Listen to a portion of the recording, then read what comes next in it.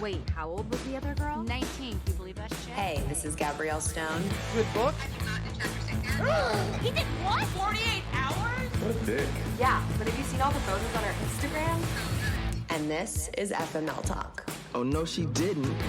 I'm so excited because normally I feel like we're either getting into like a heavy episode or it's going to be like, you know, something big and monumental. But my two ladies that are here, I'm so excited because it's just going to be fun shit show messiness of like relationships and travel.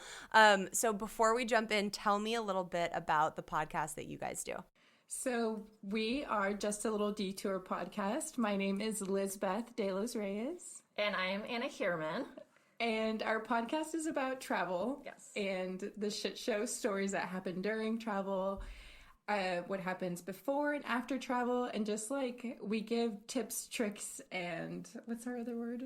Oh God, I don't even know. Tips, tricks, and something else.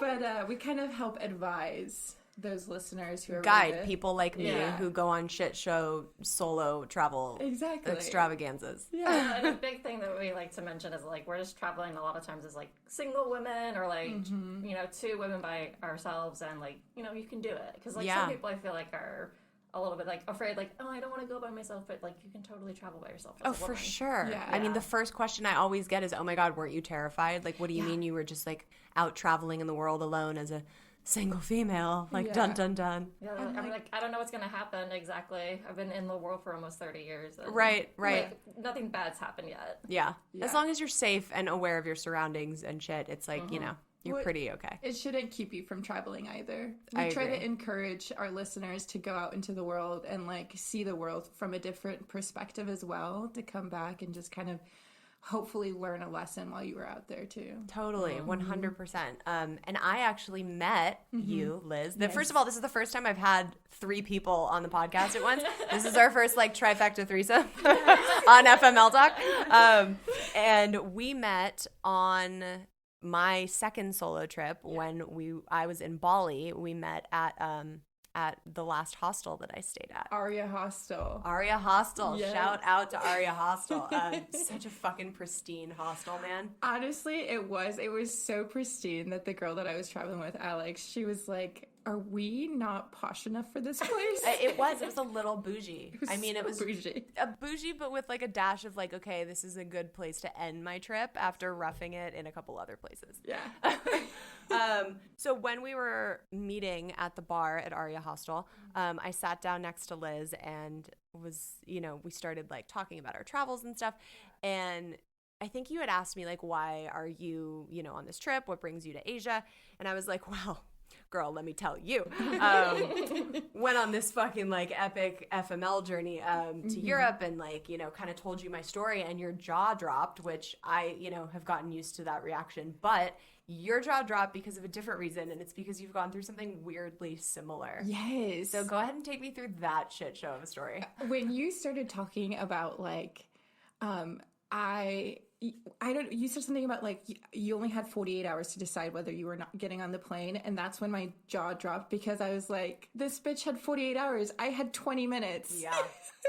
Like, that was my first interaction, but like it was just so insane to hear another woman tell my story back to me. And I was just like, oh my God, I felt like an instant connection to you. It might have just been like Bali. Might have just been like that we were just like in a different place, but like I felt so connected in a sense because like I felt like you were the one person who understood how I felt. Like, and so okay, my story is I was dating this guy for about 3.5 years, and he had moved to Spain to do his master's degree, and we did like 6 months long distance, and Which is tough. yeah. It was really tough, and it's not easy, especially when you have an 8-hour time difference. Yeah. And so I went to go visit him in December of 2018, so 1 year after your story. And I noticed that something was different, and I like called him out on it. I was like, I feel like you don't love me the way that you loved me when we were back in the States together. And he was like, no, don't worry about it. And he kind of like, I don't know what the proper term is, but it was kind of, what is gaslighting? Gaslighting is like when you manipulate someone into thinking they're crazy. So he was like, I'm not going to break up with you. I'm afraid you're going to break up with me. Yes, so that would be gaslighting. So gaslighting. Correct terminology. He gaslit the shit out of me while we were together in Barcelona. And I was like, I felt that like disconnect, that tension. And I was like, okay, this is really weird. But then I flew back to the States. And then I flew back in January. And then immediately in February, I bought another ticket to go see him again in May. And how old were you during all this? I was 21. Okay, so that's really young to be in a committed long distance relationship, spending money to go fly this motherfucker, like to go see him in Barcelona. I was so young. I look back and I'm like, that girl went through so much at such a young age. No, so I bought this ticket automatically in February to go see him in May. And everything was fine. We were talking. April comes along.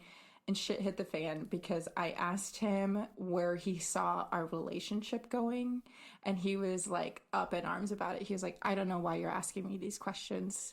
I don't understand why you're so worried about our relationship.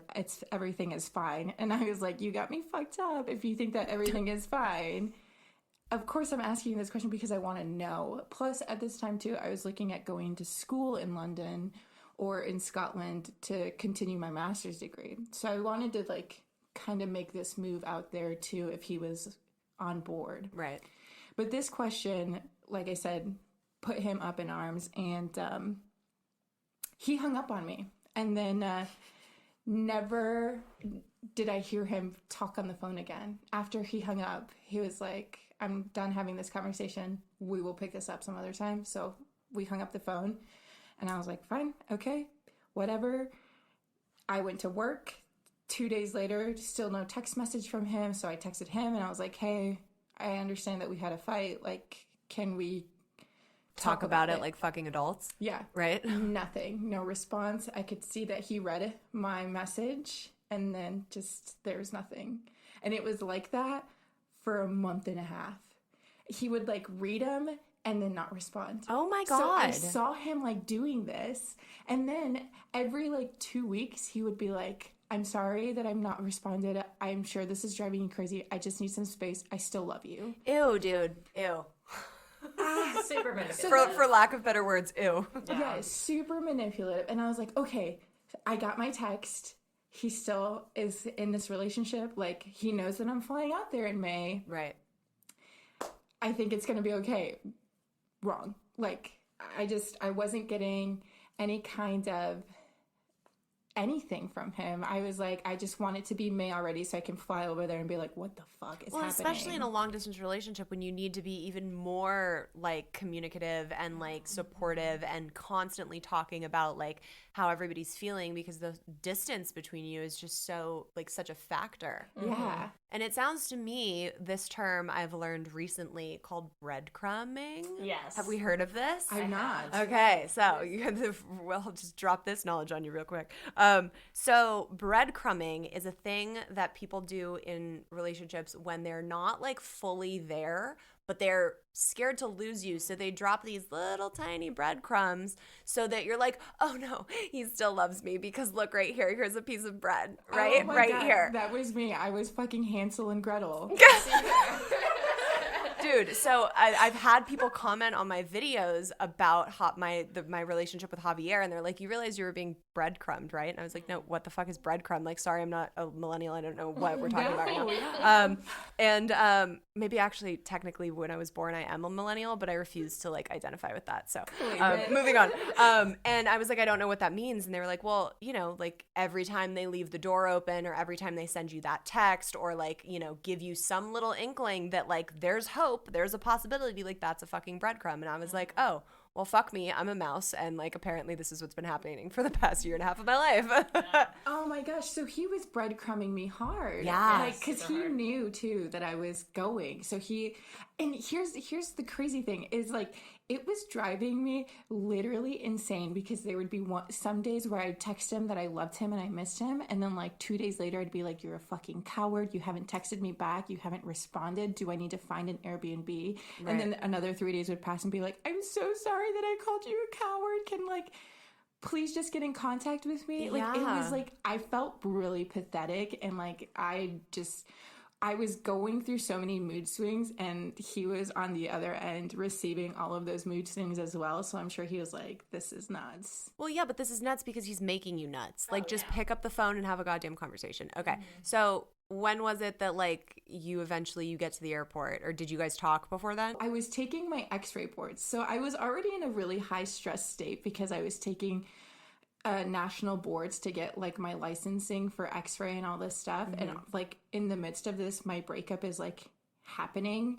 But I take my boards and I pass them. And then the following week I'm like going to Barcelona. So I texted him and I was like, hey, I wanted to let you know that I passed my boards. So like he could at least like congratulate me, because he knew that was important to me. And then I was like, I will be flying out in a week. Like, let me know if I need to get an Airbnb. And then he texted me back and he was like, I'm in Paris right now. Like, I'm at this wedding. I will get in contact with you once I get back into Spain. And like, that was it. And I was like, okay.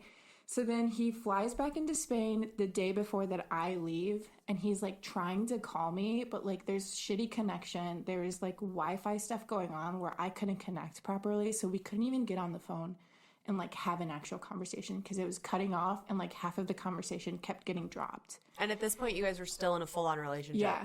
Okay. Supposedly. Right, yeah, as far as you know. And it was like, I was like trying to be like, at this point I'm like trying to gamble for our relationship. I'm like, are you going to pick me up? Like, what's the situation? Do you still love me? If we're not together, can I still stay at your house? Right. And like those conversations weren't coming through because of the shitty connection. And I was like, fuck it, whatever. Like, he knows I'm flying in. I'm going to fly in tomorrow. He's got to pick me up. So I get to the airport. It's the next day. I get to the airport. I'm at the airport at like 5 a.m. My flight leaves at 8 a.m. And I'm like getting my food. I'm at my gate. They start boarding.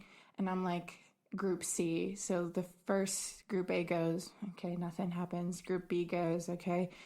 Right when they call my Group C, my phone rings and I look down and it's Isaac calling, and I was like, oh fuck, like here we go. So I answered the phone call and I'm like, hello, and he's like, hey Liz, what are you doing when you get to Spain?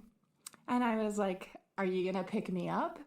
And he was like, no, I can't pick you up because I can't be in a relationship with you. And then he used the word anchored. So he said, I can't be anchored to another country, let alone another person. And it was that sentence that just like broke it, like the surge. It felt the surge then and there. Like everything inside of me just broke. I mean, dude, like, motherfucker, I am holding my ticket, stepping onto a plane to fly across the world to see your raggedy ass, and you have the audacity to call me as I'm getting on the fucking plane. Like, you couldn't have taken the months that you knew I had this ticket booked to be like, hey, can't be anchored to another country. Right. Like, what, dude? Yeah. It was the day of 20 minutes prior, like as my gate is being called. I mean, this fool is making Javier look like not that bad in a lot of people's eyes. Dude. Well, your trip was supposed to be 6 weeks too. With them, and it wasn't because of what happened. Right. So, well, and then I called him out. And I'm like crying. I was gonna say, were you just crying the whole way to Europe? Like, what the fuck? Crying, and there was this couple in front of me. I felt so bad because they looked like they were just married. They were about to go on this honeymoon, and you're like, don't do it. And I'm like, I hate you. I can't believe that I wasted my time with you while I was on the phone. And then like this couple is like just snuggling, and I'm like, fuck you guys. Oh my God, so funny. So I hang up the phone and I call my mom, of course. And I'm like in tears. I tell my mom what happened. And she goes, okay, it's fine. She's like, are you going to get on the plane? And I was like, I don't know. Should I get on the plane? They're calling my group. She's like, look what you can do on the internet, see what you can find, and see if you can book an Airbnb. And I was like, okay. So I pull out my laptop. I'm still sitting in my spot. I haven't gotten up. They're still calling like the rest of the group numbers. And I'm like click-clacking away. I find an Airbnb. It was like $1,600. I book it for the 6 weeks. And then I close my laptop and I get on this fucking plane. Unreal. Yeah. And then... I cried all the way to London. Cried in the airport at Heathrow. Yep. And that was really hard too, because like you're just like randomly crying, and like people are looking at you like, yeah, are you gonna bomb the plane, or are you like going through something? Because like I was getting looks of concern left and right, and so I get to Spain, and the motherfucker's really not at the airport. I mean, like, the fact that he couldn't, even if he wanted to break up with you, like, he can't be there to fucking pick you up and be like, hey, let me at least drive you to an Airbnb. Right. Ugh. Nothing. Rude. Yes. So I get there, I get my SIM card, so that I can have calling while I'm in Spain. Plus, he lived in Spain, so I had his, like, house phone number. Mm-hmm. And I call his house, and his mom answers and is like, where are you going to stay? And I was like, I've got this Airbnb booked. Here's a cafe next to the Airbnb. Can you come talk to me, please? Mm-hmm.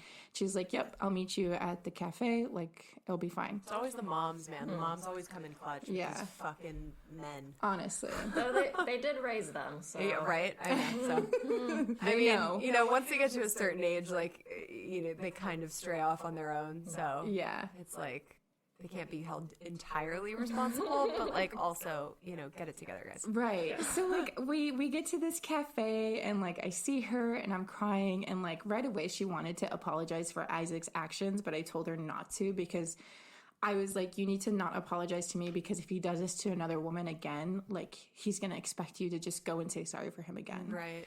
So it's kind of like, I was being rude in a sense, but I was also being stern, as in why I didn't want her pity or apologies either. I don't think that's rude. I think that's pretty fucking profound as a 21-year-old to be like, no, dude, you need to have your son fix his own shit. Yeah. It was rough. And the conversation that I had with Maria was rough, because she was someone that I really loved. Mm-hmm. Like, truly, I loved her as a person. She had a beautiful soul. And even now, like, I still appreciate her as a woman. Isn't it fucked up that, like, I think that when you break up with someone and go through any type of, like, breakup or heartbreak, if you love their family or their dog, it's, like, 10 times harder. Yeah. Like, dude, anytime Tay and I broke up, I'd be like, oh, but Charles Bronson. Fuck. Fuck. Dog. And, like, when Javier and I broke up, I was like, oh, his mother, dude. Like, fuck, man. It's like, it makes it that much worse, Okay, sorry, I digress. Tangled with, like, their family and stuff, too, especially if it's, like, a long relationship. It's hard to, like, also have to leave that. Right? It's like you're not just breaking up with a person, you're breaking up with, like, a lot of things in one. Mm-hmm. Okay, so you go to the cafe and you sit down with his mom. We have this, like, really deep conversation. I told her not to apologize for her son, but that's not the important part. The important part is after she leaves, because then I get a phone call from the Airbnb guy that I'm renting this place for 6 weeks. And he calls me and he's like, hey, have you got in contact with Airbnb? There's been a situation. And I was like, oh, God, there's already been situations. Right? What's the cherry on top to this next situation? He's like, Airbnb accidentally published my apartment. I have backpackers there already for the next 2 weeks. You can't stay there for 6 weeks. He's like, you can come back in 2 weeks after the backpackers leave. But for the next 2 weeks, you can't. You can't stay here. You got mean girled. I did. You can't sit with us. So I was like, again, crying. And I was like, I don't know what to do. Let me call Airbnb. Let's figure something out. So I hang up the phone. I call the international Airbnb. And I'm like, what's going on with this booking? And they're like, so we've canceled your entire booking and we've refunded the money. The only problem is that you are abroad and that's not going to get back to you until 6 to 8 business days. Oh my God. And of course, I traveled like on a Wednesday. So like 6 to 8 business days is like next Wednesday, including the weekend. And I was like, in Barcelona, no boyfriend, no one to pick me up from the airport, and nowhere to stay. Unreal. Yeah, it was insane. Sometimes I like sit and I like think about how I felt in that, and that's when I like look back and I'm like, damn, she's pretty powerful to be like, dude. I mean, like at 21, Yeah. are you kidding me? yeah. I would have been a mess at 21. Yeah. I mean, I was, but like, yeah, but you made it through. I made it through. That's the thing. Is like I made it through and I found myself in that process. So like now I'm like, I can't ever let myself feel that way again. Yeah. So it's kind of like empowering, but also I feel really bad for having to go through that. Yeah, but I mean, it's like those are the things that make us who we are. You know what I mean? And have you had situations since then where you've dated other people where you've seen signs of that and you've been like, sorry, motherfucker, nope? Oh, being stood up now is like I got stood up at a fucking airport. Like that's my biggest trigger now. Well, yeah. Yeah, if a person cancels on me and I found out they canceled because of bullshit or like they wanted to go out and they just like, for example, this happened to me a month and a half ago. I went on this date with this guy and I thought he was great, and then we had a second or third date and he was like, oh yeah, like I'm coming over, no big. Texts me, says he's got a migraine, and then I see like Snapchat stories of him at the bar and I was like, nope. Well, that's fucked up even if you don't have a trigger of that. Like, Yeah. fucking people are so dumb. Like, it's just be honest. Yeah, like just like grow a pair, dude. Yeah. And I definitely look for more communication skills too, because we didn't have that in our relationship and it's just different. Obviously now I had to go to therapy after that shit happened. Well, yeah, I would think so. Yeah, I was pretty fucked up about it as well. But like, look where you are now. Yeah, I did like after that whole breakup. Anyways, my point is like I found a hostel. It was fine. I ended up booking a flight back to the United States after 2 weeks being, not even a week and a half being in Barcelona. I couldn't deal with being in the same country as him. Yeah.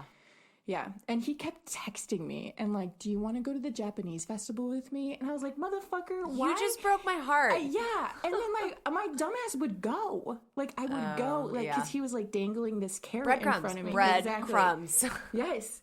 Absolutely. And he was like, well, you're here. We might as well hang out. And I was like, well, I'm here. We might as well fucking work this out. And he was like, no, we're not going to do that. We should just hang out. Did you guys sleep together? No. Oh, good for you, I girl. know. Yeah. Because you know that's what, like, he's like, well, you're here. We might as well bone. Yeah. Oh, no. I was like, nope. Good for you, girl. Yeah, he would bring me like snacks and stuff like that, try to get me to hang out with him. Granted, I was also really stupid. I got really fucked up one night where I had to call him because I was literally lost in Barcelona. I was like, I don't even know where the fuck I am. I don't know how to get back. Oh my God. So I would send him my location and be like, I'm really drunk. Please come find me. And then like take me back to where I'm staying.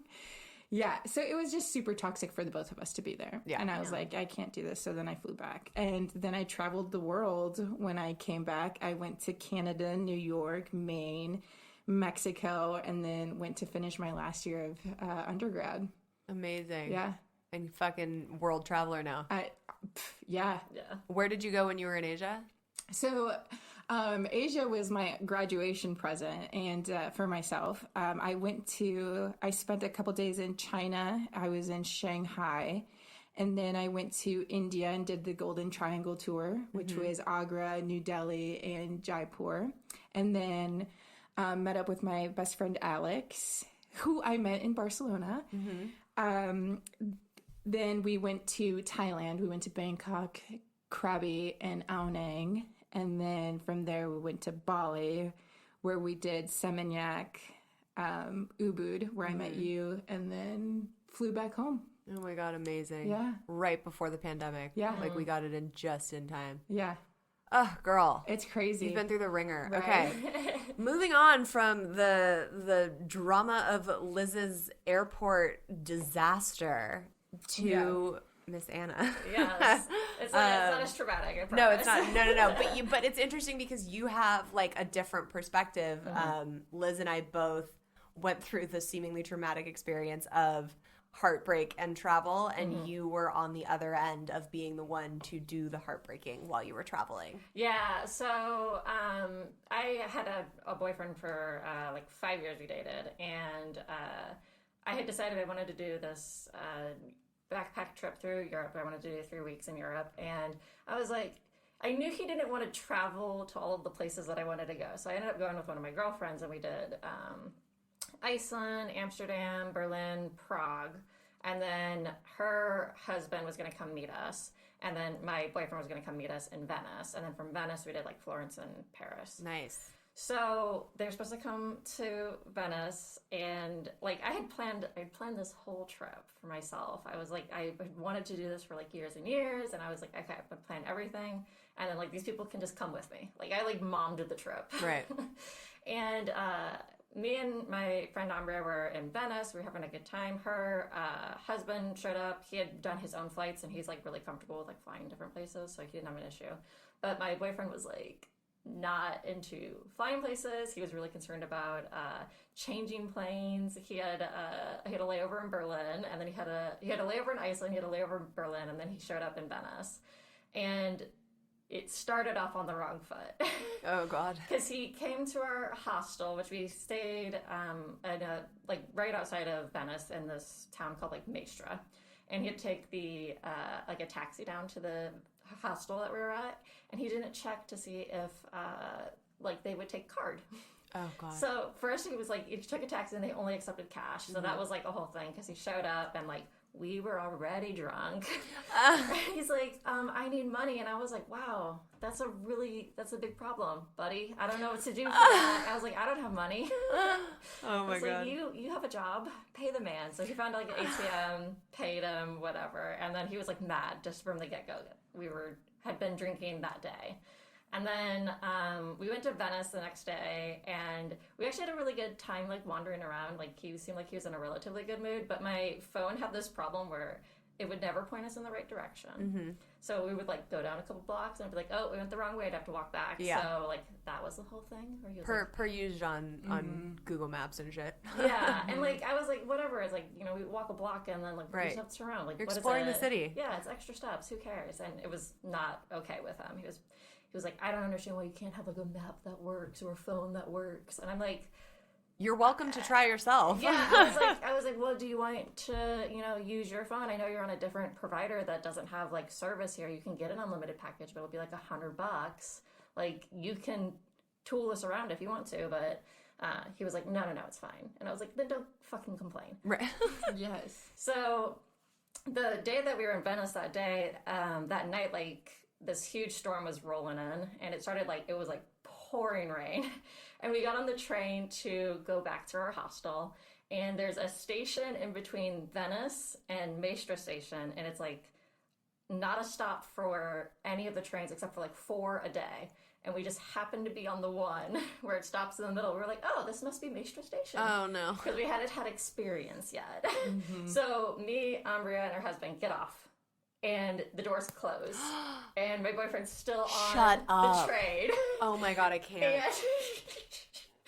And he like slaps his hands against the window, and he's like, let me out. Oh my God. Like, he was like Eric Andre trying to get into the DNC. Like, it was so funny. And we were just cracking up. We're like, this is exactly how this trip was going to go, was that Ethan was going to get stuck on the train, and we're never going to see him again.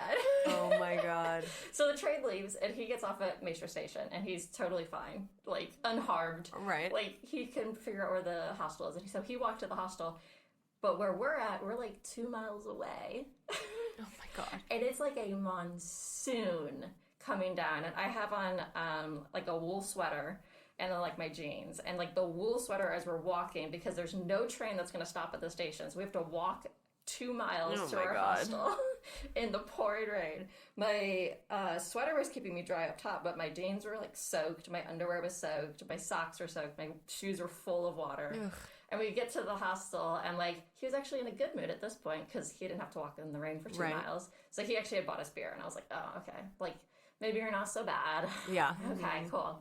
So the next day we were supposed to have a cooking class, and we had to get there at a certain time, and it wasn't on like the Venice island proper because there's like a bunch of like key islands out there. So we had to get a boat, like a water bus, to this other island.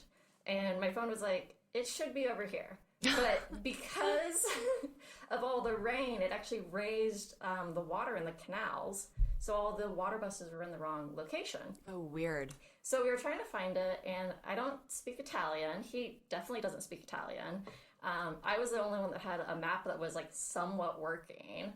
And we're like wandering around, and there's this huge bridge. It's like called, I'm not going to say it in Italian. But San it's like Regalo. No, not the Rialto Bridge. It's the Constitution Bridge. And it has these big, clear steps. That's what I remember about it. And we walked across it about 5 times.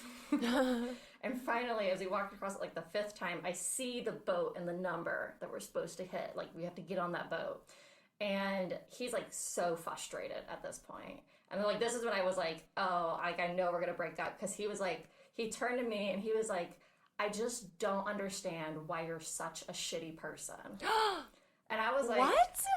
I was like, how am I? I'm like, I understand you don't want to walk across this bridge like 5 fucking times. Like, neither did I. But like, also, it was not even a mile. Like, Yeah, but like, how does that constitute you being a shitty person? I have no idea. I was like, well, the boat's right there. Like, we just have to go get on that boat. And he was like, I just don't understand why you're being such a shitty person. And I was like, I'm not even going to acknowledge this. I was like, let's get on the fucking boat. And then I proceeded to just not speak to him. Oh my For God. like the rest of the day. We went and did the cooking class, and we ate really good food, and I drank a lot of wine, and then we went back, and we went to meet my friends for dinner, and we all sit down, and they're like, oh, so how was your cooking class? And I was like, well, turns out, guys, I'm a shitty person. Oh my God. And like, my ex was like, I don't know why you need to bring this up. And I was like, well, maybe you shouldn't have said it. Oh my God. I was like, here. Like, I was so mad. So we had like this rest of this trip planned, and I was like not gonna break up with him then because I was like, he'll never figure out how to get home. I was like, I have to be responsible. You're for like, this then child. I will really be a shitty person.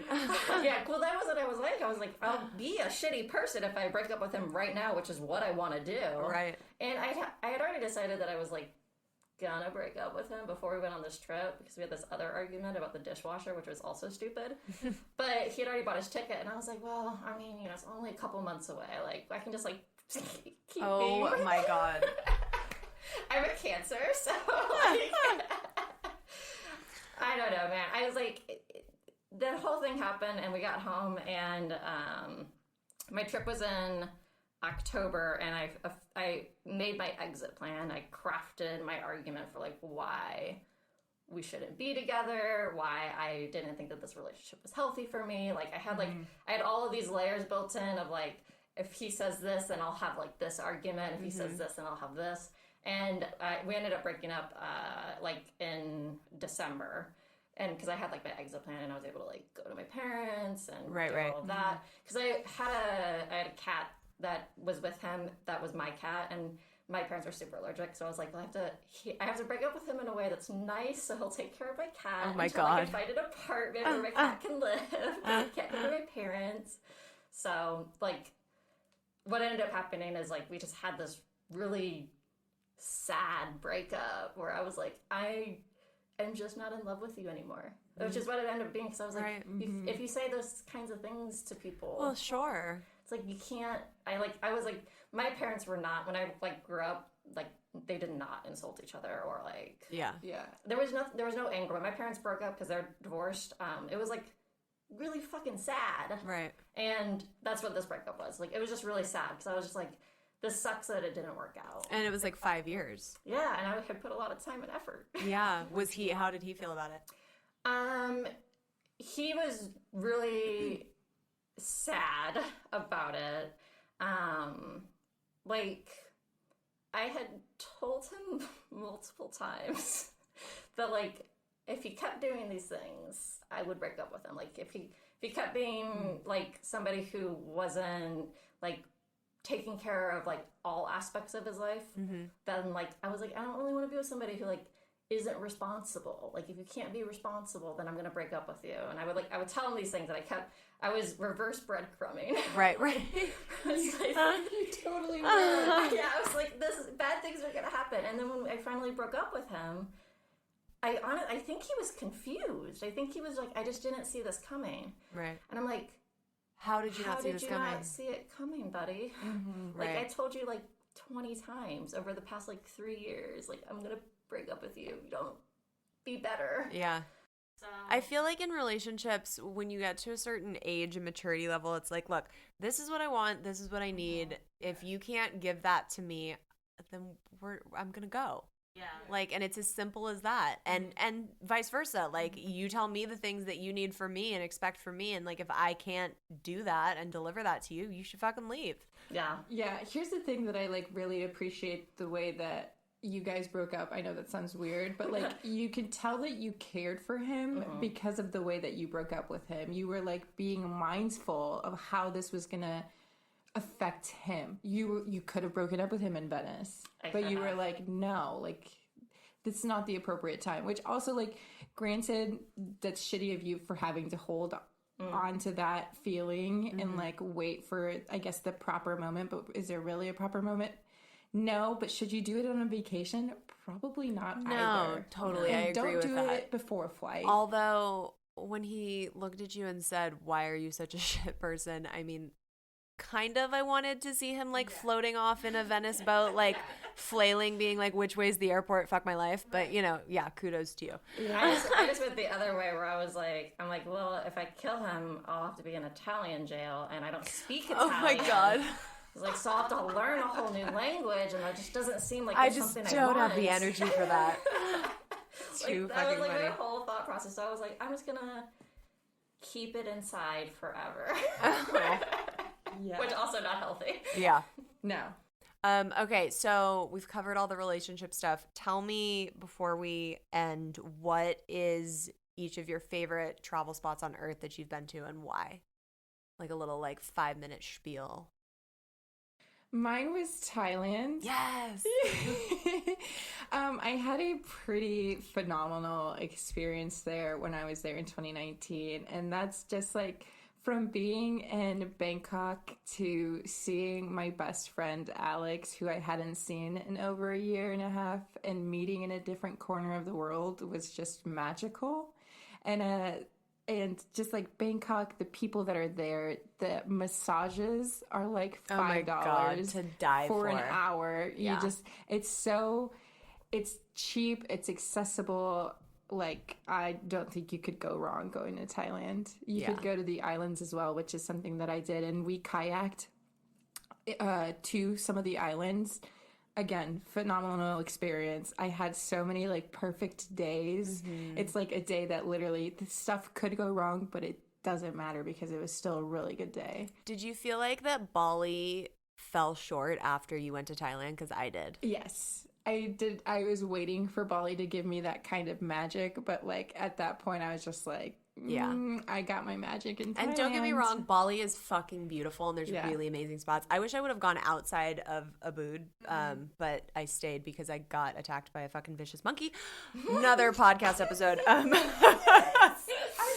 about that's. We talked about that. Oh yeah, dude, full on, yeah.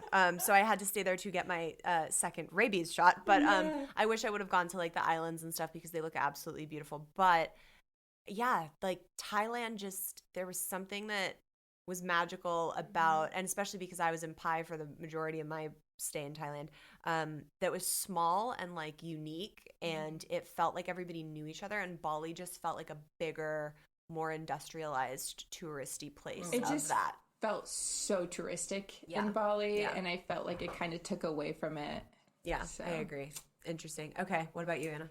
I was really thinking about this. I think my favorite place that I've gone, at least in recent memory, is the Grand Canyon. I did a cool. hike in the Grand Canyon. We did like 36 miles. Nice. And wait, what? 36 miles? Yeah, we hiked it. We did like a backpacking trip. Okay, but you like camped along the way. Yeah. That's insanely long. Yeah, Okay. we did like I want to say we did like 7 miles and like 9 miles and like 5. We had some like offshoots or something like that.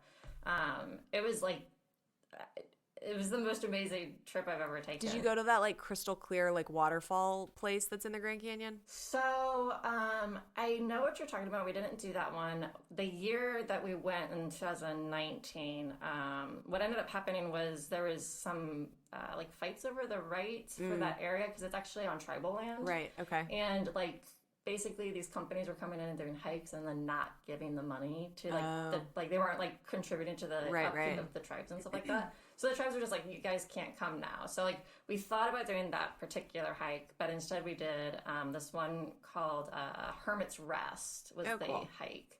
And on the last night, it was like we had a full moon when we started, and then it was finally waning.